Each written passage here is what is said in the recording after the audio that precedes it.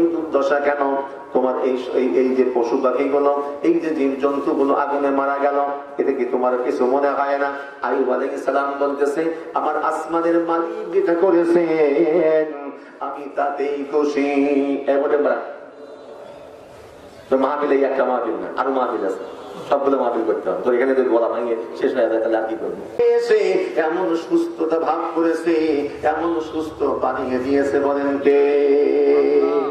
ঘর ছেড়েছে, বাড়ি ছেড়েছে, বিবি ছেড়েছে, সন্তান ছেড়েছে, আমার আল্লাহ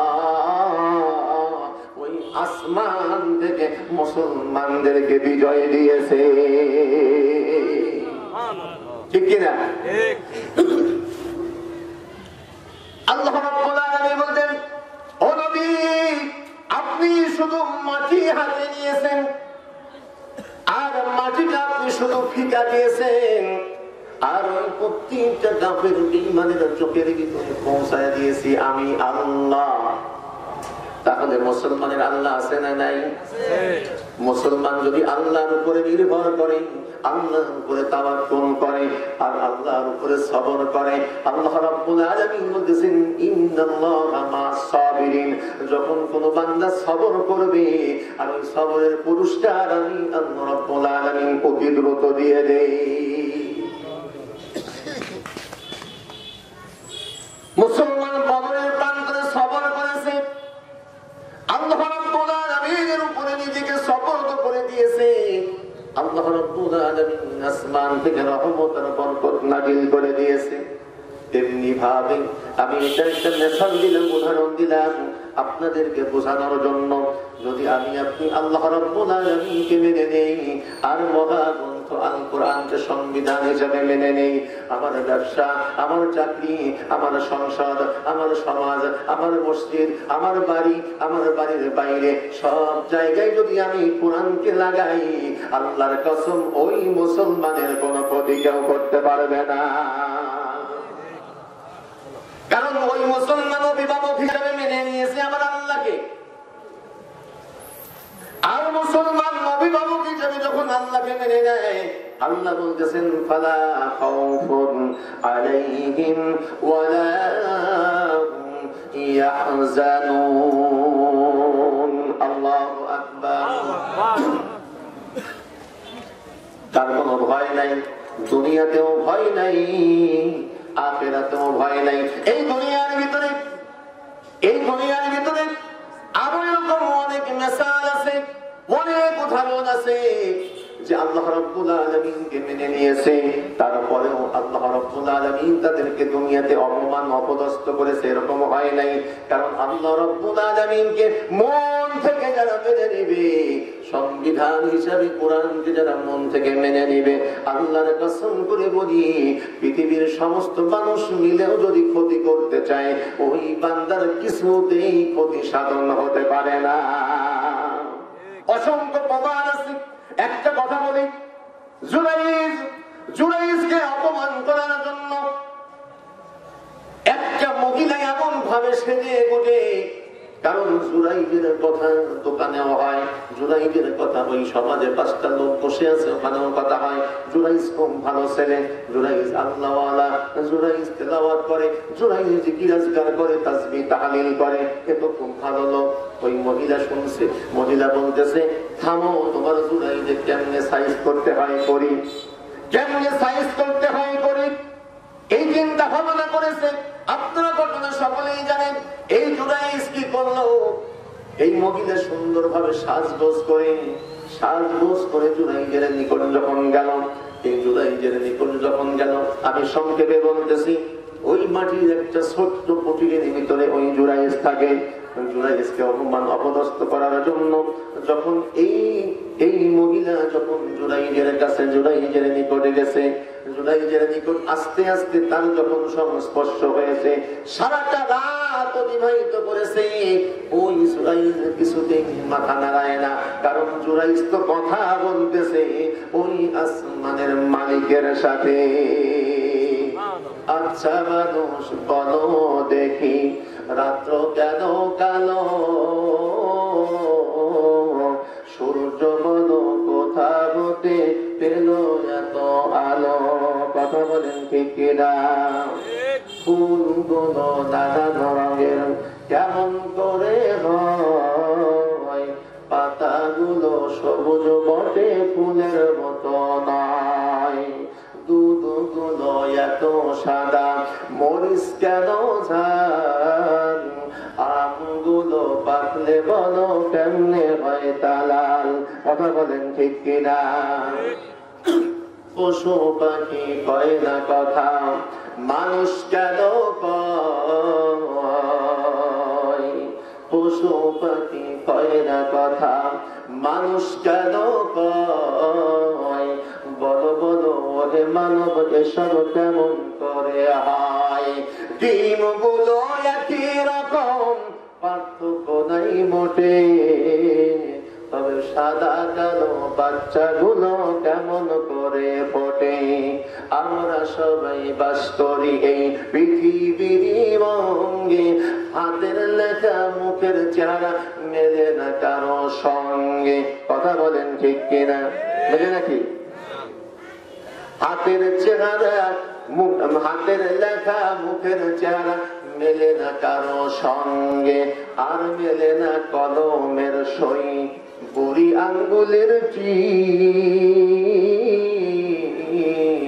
আমরা জানি মহান আল্লাহ একজন আছেন ঠিক।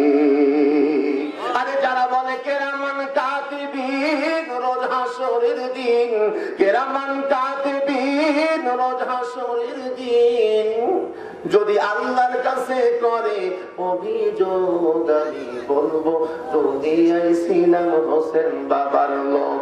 এরকম আছে না নাই? এই যে এতগুলো কথা বললাম, আমরা জানি আল্লাহ একজন মহান আছে, উনি হলো সৃষ্টিকর্তা, উনি হলো রিজিক দাতা।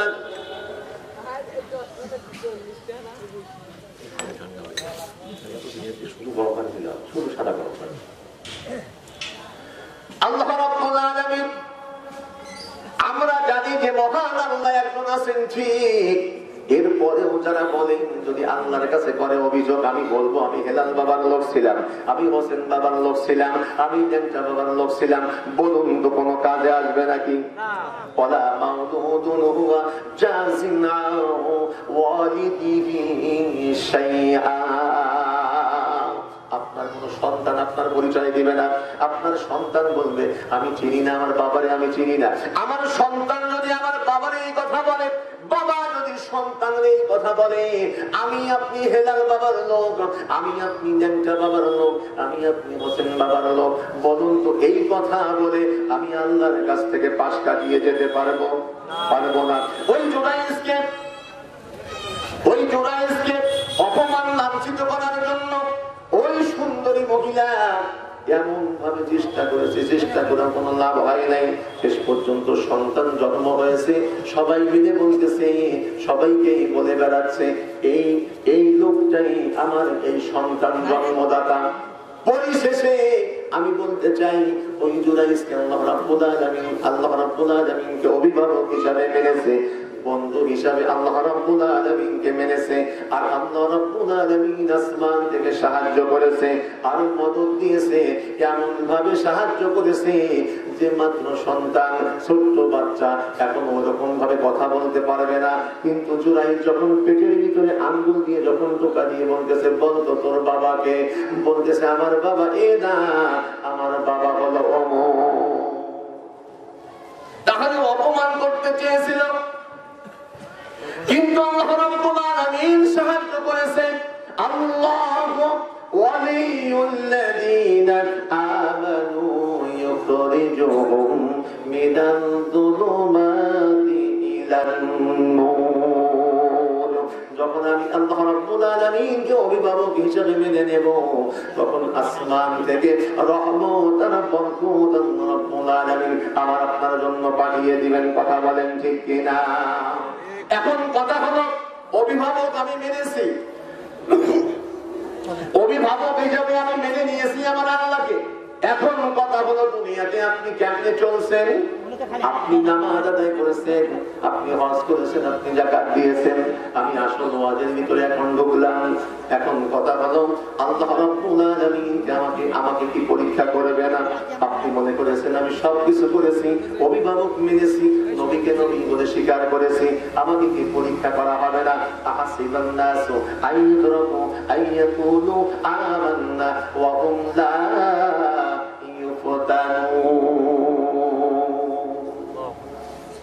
আমি তোমাদেরকে পরীক্ষা করব। দুনিয়ার ভিতরে যত নবী আলাইহিস সালাম দুনিয়াতে আসছে, সমস্ত নবীদেরকে আল্লাহ রাব্বুল আলামিন পরীক্ষা করেছে কি করে নাই? করেছে। ইব্রাহিম আলাইহিস সালাম, ঈসা আলাইহিস সালাম, মুসা আলাইহিস সালাম, অর্থাৎ প্রত্যেকটা নবীকে আল্লাহ রাব্বুল আলামিন যদি পরীক্ষা করে থাকে, তাহলে আমি আপনি কেডা? আমি আপনি কে? আমি আপনি কোন ধরনের মুসলমান? আমি আপনি কোন ধরনের মুমিন? আমি আপনি কোন ধরনের ঈমানদার? আমাদেরকে কি পরীক্ষা করবে না? আর যদি পরীক্ষা করে, আল্লাহর কসম আমি আল্লাহ রাব্বুল আলামিনের কাছে ধরা খেয়ে যাব। যদি পরীক্ষা করা শুরু করে, নবীদেরকে পরীক্ষা করেছে, আর ওই সময় আমি যদি বলি ইন্নাল্লাযীনা ক্বালু রাব্বুনাল্লাহ, আমি আল্লাহ রাব্বুল আলামিনকে রব বলে স্বীকার করে নিয়েছি। ওগো আল্লাহ, তুমি যেভাবে বলেছো আমি সেইভাবে চলেছি। ওগো আল্লাহ, তোমার হুকুম আহকাম গুলো তুমি ঠিক যেভাবে বলেছো আমি বান্দা সেইভাবে চলেছি। এরপরেও আল্লাহ বলতেছে আহাসিবান নাসু আইয়ুতরাকু আইয়াকুলু আমান্না ওয়া হুম লা ইউফতানুন। তোমরা কি মনে করছো আমি তোমাদেরকে পরীক্ষা করব না? আমি কি তোমাদেরকে পরীক্ষা করব না? হযরত আইয়ুব আলাইহিস সালামের পরীক্ষা সম্বন্ধে আমরা জানি, ইব্রাহিম আলাইহিস সালামের পরীক্ষা সম্বন্ধে আমরা জানি, হযরত আইয়ুব আলাইহিস সালামকে একটা নয় আমরা অনেকেই জানি। সামান্য তার শরীরে ঘা হয়ে গিয়েছিল, তার জিহ্বা মুবারকে ঘা হয়ে গিয়েছিল। এই ঘায়ের কারণে সে আল্লাহ আর বলতে পারতেছে না, এতটুকু আমরা জানি। অথচ কিতাবের ভিতরে আসছে আবার আল্লাহ রাব্বুল আলামিন একটা নয়, দুইটা নয়, চারটা পরীক্ষা আমার আল্লাহ রাব্বুল আলামিন নিয়েছে। ইয়া ইলাহি তু মেরা মাবুদ হ্যায়, ইয়া ইলাহি তু মেরা মাশুক হ্যায়, ইয়া ইলাহি মুঝসে মুঝকো दूर कर, ताके देखो मुझ में तुझको एक नजर। चित्कार दिए बोलें मरहबा। হযরত আইয়ুব আলাইহিস সালাম আল্লাহ রাব্বুল আলামিন চারটা পরীক্ষা দিয়েছে, চারটা পরীক্ষা করেছেন। হযরত আইয়ুব আলাইহিস সালাম অনেক ধনাঢ্য ব্যক্তি ছিলেন, অনেক বড় ধনাঢ্য ব্যক্তি ছিলেন। এরপরে আল্লাহ রাব্বুল আলামিন তাকে একদিন ডেকে বলতেছে, আইয়ুব, ওগো আইয়ুব, তোমারে যে এত ধন সম্পদ দিলাম এতে তুমি খুশি না বেজার? ওগো আইয়ুব, তোমারে অনেক ধন সম্পদ দিলাম এতে তুমি খুশি না বেজার? হযরত আইয়ুব আলাইহিস সালাম তিনি বলতেছে, ওগো আল্লাহ, আপনি যে এত ধন সম্পদ আমারে দিয়েছেন, আমারে অনেক বড় মহিষের মালিক বানিয়েছেন, অনেক পশু জীবজন্তুর মালিক আমারে বানিয়েছেন, তবে ওগো আল্লাহ একটু জিজ্ঞেস করি, লা ইলাহা ইল্লাল্লাহ, লা ইলাহা ইল্লাল্লাহ, লা ইলাহা ইল্লাল্লাহ, লা ইলাহা ইল্লাল্লাহ, লা ইলাহা ইল্লাল্লাহ, লা ইলাহা ইল্লাল্লাহ, লা ইলাহা ইল্লাল্লাহ, লা ইলাহা ইল্লাল্লাহ, মুহাম্মাদুর রাসূলুল্লাহ সাল্লাল্লাহু আলাইহি ওয়াসাল্লাম। আমি বলতেছিলাম হযরত আইয়ুব আলাইহিস সালামের পরীক্ষা আল্লাহ রাব্বুল আলামিন নিয়েছেন, চারটা পরীক্ষা নিয়েছেন। আইয়ুবকে যখন বললো, ওগো আইয়ুব, তোমার এত ধন সম্পদের মালিক আমি তোমারে বানায়া দিলাম, এতে তুমি খুশি না বেজার? বলতেছে, ওগো আল্লাহ, আমি অত্যন্ত খুশি হয়ে গেছি। ওই যে ইন্নাল্লাহা মা'আস সাবিরিন, সবরকারীকে আল্লাহ রাব্বুল আলামিন সবচেয়ে বেশি ভালোবাসে। সবরকারীদের সঙ্গে আল্লাহ সব সময় থাকে। ওই আইয়ুব আলাইহিস সালাম বলতেছে, ওগো আল্লাহ, এর চাইতেও বেশি খুশি হতাম যদি তুমি আমার একটু দুঃখ দিতা, আমারে দুঃখ দিতা আর আমি সবর ইখতিয়ার করতাম, আমি ধৈর্য ধারণ করতাম। আমি শুনেছি, আমি জেনেছি সবরকারীদের সঙ্গে আপনি আল্লাহ সব সময় থাকেন। ওগো আল্লাহ, আমি শুনেছি সবরকারীদের সঙ্গে আপনি সব সময় থাকেন। আমি যদি একটু সবর করার সুযোগ পেতাম, আমি যদি একটু ধৈর্য ধারণ করার সুযোগ যদি পেতাম, আমি তাহলে আমি এর চাইতে বেশি সওয়াব হয়, এর চাইতে বেশি নেকি হয়। এজন্য আমি পাগল পারা হয়ে আপনার কাছে আমি এই কথা বলতেছি।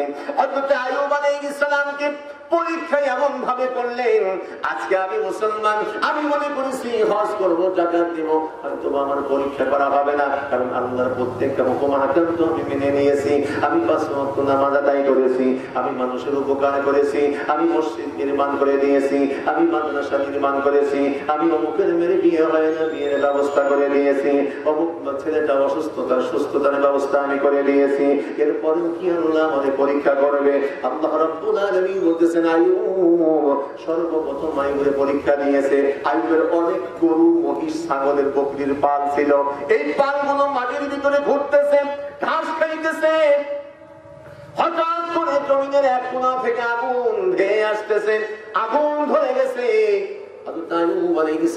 সমস্ত পশুগুলো, ওই বকরি বলেন, মহিষ বলেন, গরু বলেন আর ভেড়া বলেন, সবকিছু আগুনে পুড়ে ওখানে ছাই হয়ে গেল। এলাকার লোকগুলো এসে বলতে চাই, তুমি না আল্লাহর নবী, তুমি না আল্লাহর নবী, তারপরেও তোমার এই দুর্দশা কেন? তোমার এই যে পশু পাখি গুলো, এই যে জীব জন্তু গুলো আগুনে মারা গেল, এতে কি তোমার কিছু মনে হয় না? আইয়ুব আলাইহিস সালাম বলতেছে, আমার আসমানের মালিক যেটা করেছেন আমি তাতেই খুশি। এবারে মাহফিল এই একটা মাহফিল না, আরো মাহফিল আছে, সবগুলো মাহফিল করতে হবে। তো এখানে যদি বলা ভাঙে শেষ হয়ে যায় তাহলে আর কি করবো? হযরত আইয়ুব আলাইহিস সালাম যখন তাকে জিজ্ঞেস করা হলো, হযরত আইয়ুব আলাইহিস সালাম বলতেছে, আল্লাহ, আমার এলাকার সমস্ত লোকগুলো আমারে বলতেছে, আইয়ুব রে, তুই কেন নবী, তারপরেও তোর এই দুর্দশা কেন, তোর এই দুঃখ কষ্ট কেন, তোর সমস্ত পশুগুলো মারা গেল। আইয়ুব আলাইহিস সালাম বলতেছে, আল্লাহ যেটা ভালো মনে করেছে আমি সেটাই করেছি, আমার কোনো মন খারাপ হয় নাই। আমি বলতে চাচ্ছি, আইয়ুব আলাইহিস সালাম আল্লাহ রাব্বুল আলামিনকে কেমন ভাবে বন্ধু বানায় নিয়েছে, কেমন ভাবে অভিভাবক বানায় নিয়েছে, নিজেকে ইসলামের ভিতরে এমন ভাবে ঢুকায়া দিয়েছে। ইয়া আইয়ুহাল্লাযীনা আমানু দুখুলু ফিস-সিলমি কাফা ইন্নাদ-দীনা ইনদাল্লাহিল ইসলাম। ওই ইসলামের ভিতরে নিজেকে এমন ভাবে ঢুকায়া দিয়েছে, আল্লাহকে এমন ভাবে বন্ধু বানায়া নিয়েছে।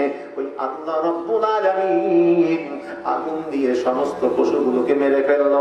তারপরেও আইয়ুবকে জিজ্ঞাসা করার পরে আইয়ুব বলতেছে, আল্লাহ যেটা করেছে ভালো করেছে। ঠিক কয়েকদিনের মাথায়, কয়েকটা দিন পরে আইয়ুব আলাইহিস সালামের অনেক পাইক পেয়াদা আছে। এই পাইক পেয়াদা তার কর্মচারী আছে, ওই রাজ সিংহাসনের ভিতরে তারা কাজকর্ম করে সব সময়।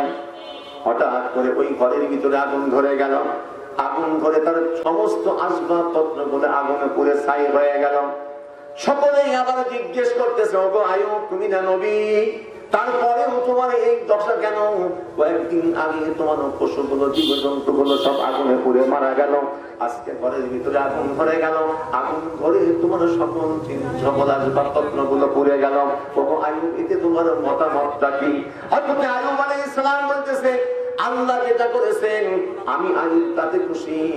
হয়তো আইয়ুব আল্লাহ রাব্বুল আলামিন এটা দিয়ে আমাকে খুশি করতে চেয়েছেন, আমি আইয়ুব খুশি আছি।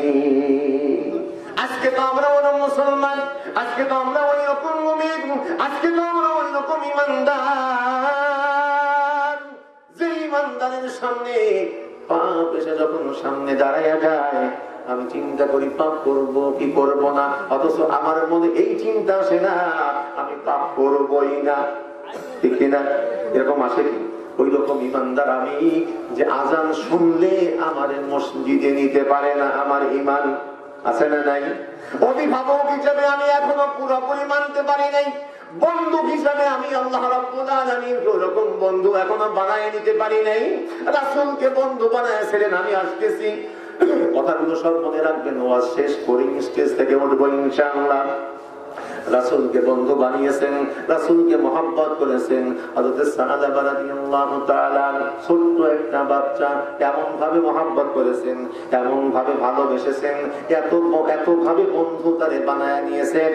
হযরত সাহাবা রাদিয়াল্লাহু তাআলা আনহু রাসূলের খেদমত করতেন, রাসূলের জন্য বাজারে পাঠাইতেন, বাজারে যেতেন।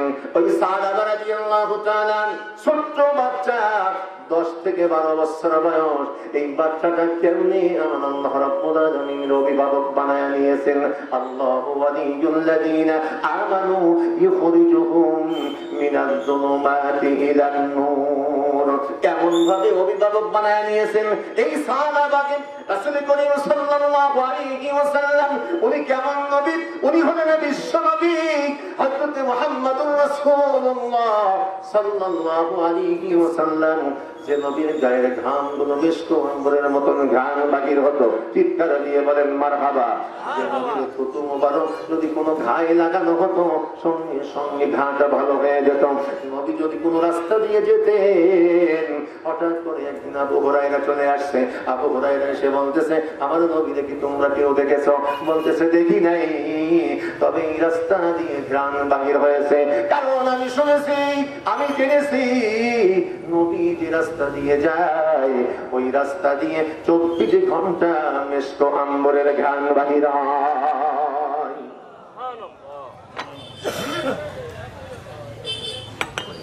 আমি চিনেছি, আমি শুনেছি। আবু হুরায়রা ওই রাস্তা দিয়ে রওনা হলেন, কারণ আবু হুরায়রা জানেন, আবু হুরায়রা শুনে নিয়েছেন নবী যে রাস্তা দিয়ে যায় ওই রাস্তা দিয়ে 24 ঘন্টা মিষ্ট আম্বরের ঘ্রাণ বাহির হয়।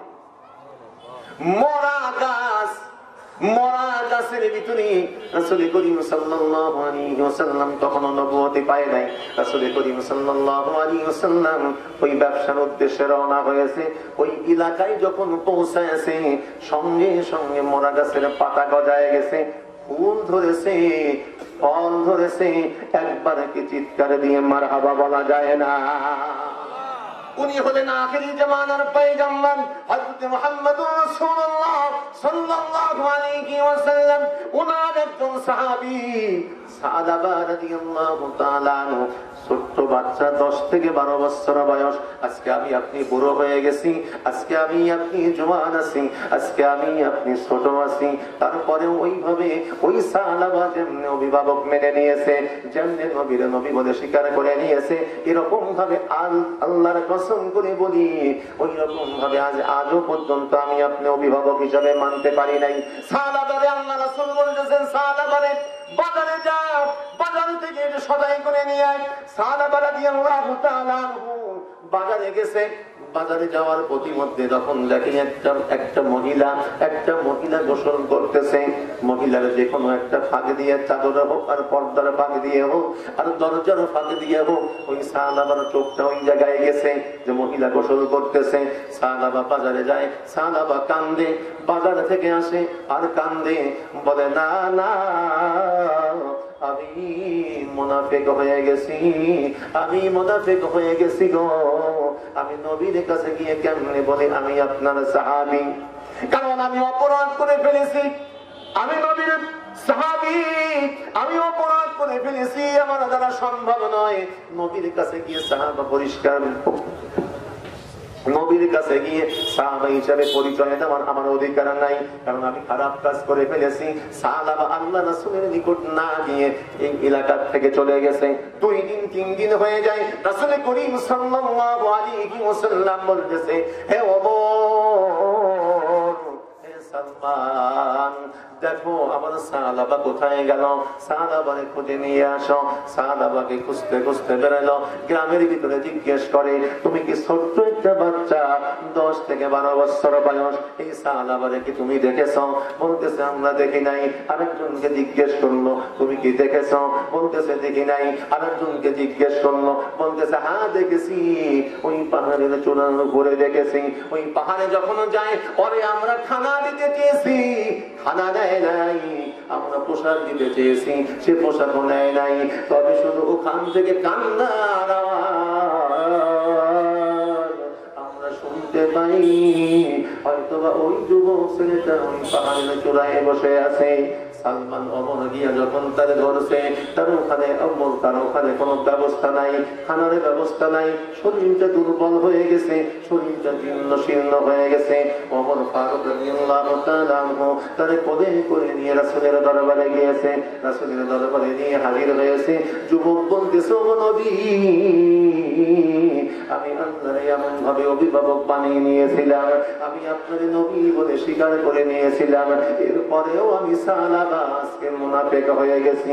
কারণ নবী গো, আপনি যখন আমার বাজারে পাঠাইলেন, আমি বাজারে যাওয়ার সময় একজন বেগানা নারী গোসল করতেছিল। হঠাৎ করে আমার চোখটা, আমার নজরটা ওই জায়গায় পড়ে যায়। ওই নজরটা পড়ে যাওয়ার কারণে আমি নিজেকে ধিক্কার দিয়েছি, আমি নিজেকে অপমান বোধ মনে করেছি, আমি নিজেকে লাঞ্ছিত করার জন্য আমি অপমান হয়েছি। আমি আল্লাহর কাছে কি জবাব দেব? ও নবী, আপনার কাছে আমি এসে কি পরিচয়টা দেব? এজন্য আমি সালাবা এলাকা ছেড়ে অনেক দূরে আমি চলে গিয়েছিলাম। ও নবী, আপনি একবার বলুন আমার কি আমি সালাবার কি মাপ হবে না? আল্লাহ রাসূলের পুরুর উপরে ওমর শোয়া দিয়েছে সালাবারে। শরীরটা অত্যন্ত দুর্বল। সালাবা আল্লাহ রাসূলের পুরুর উপরে শুয়ে রয়েছে। এখন এমন অবস্থায় সালাবা বলতেছে ও নবী, আমি কি মাপ নাই, আমার কি মাপ হয় না? সঙ্গে সঙ্গে জিবরীল এসে বলতেছে ও নবী, আপনি সালাবারে জানায়া দেন আমার আল্লাহ রাব্বুল আলামিন ওই সালাবারে জান্নাতি মানুষ বানায়া দিতে। আমি আপনি যখন পাপ করব, অভিভাবক তো মেনেছি আল্লাহরে, আমি নবী বলে স্বীকার করেছি আল্লাহরে, বিধান হিসাবে আমি মেনে নিয়েছি কোরআনকে। এর পরেও যদি কোনো বান্দা পাপ করে ফেলে, 2 রাকাত নামাজ আদায় করবে। বন্ধুরা, আবার 2 রাকাত নামাজ আদায় করে যখন আবার আল্লাহ রাব্বুল আলামিনের কাছে হাতখানা করবে, আবার আল্লাহ রাব্বুল আলামিন বলেন বান্দা লা ইয়াতাআযামু, বড় গুনাহ কোনো গুনাহই না। যদি শুধু একবার বলে ও আল্লাহ, জীবনে কোনদিন ইস্তেগফার করতে পারে নাই, ও নবী ও আল্লাহ, জীবনে কোনদিন মসজিদে গিয়ে একটা সিজদা দিতে পারে নাই, ও আল্লাহ আমারে মাফ করে দাও, আমারে মাফ করে দাও, আমারে মাফ করে দাও। বান্দাকে আল্লাহ রাব্বুল আলামিন সঙ্গে সঙ্গে মাফ করে দেন। কারণ আলা কুল্লি ইয়াউমিন ফিল আরদি ইস্তাজিলু রাব্বাহু, জমিন বলতেছে ওগো আল্লাহ, আপনার দেওয়া হাত, আপনার দেওয়া পা, আপনার দেওয়া শরীর দিয়া এই জমিনের উপরে চলে, তারপরেও আপনার সঙ্গে নাফরমানি করে, আপনার কথা তারা শোনে না, আপনার কথা তারা মানে না। ইয়াগতিসু বিয়াদাইক, ইয়াগতিসু এই বিয়াদাইক, ইয়াসমাউ বিউদুনিকা, আপনি যে কান দিয়েছেন, আপনি যে চোখ দিয়েছেন, এটা দিয়ে সে দেখে, এই কান দিয়ে সে শোনে, কিন্তু কিছুতেই আপনার কথা সে অমান্য করে, আপনার সঙ্গে সে নাফরমানি করে। ওইদিকে সমুদ্র বলতেছে, পাহাড় বলতেছে আল্লাহর কাছে আমার আপনার জন্য বিচার দিতেছে, আর আমার আল্লাহ রাব্বুল আলামিন বলতেছেন লা ইয়াতাআযামু, লা ইয়াতাআযামু, এটা আমার কাছে কোনো গণনাই হয় না, এটা আমার কাছে কোনো ব্যাপারই না। ইনকানা আবদুকুম, বান্দা যদি তোমার হয়, ফাসালুকুম, তুমি যা করো করো, তবে ইনকানা আবদি, বান্দা যদি আমার হয় তাহলে আমাকেই করতে দাও, তোমার কোনো কিছু করতে হবে না। আমার বান্দারে আমি আল্লাহ রাব্বুল দেখে নেব ফাউলাইকা ইউবাদদিলুল্লাহু সাইয়্যাতিহিম হাসানাত আল্লাহু আকবার লা ইলাহা ইল্লাল্লাহ লা ইলাহা ইল্লাল্লাহ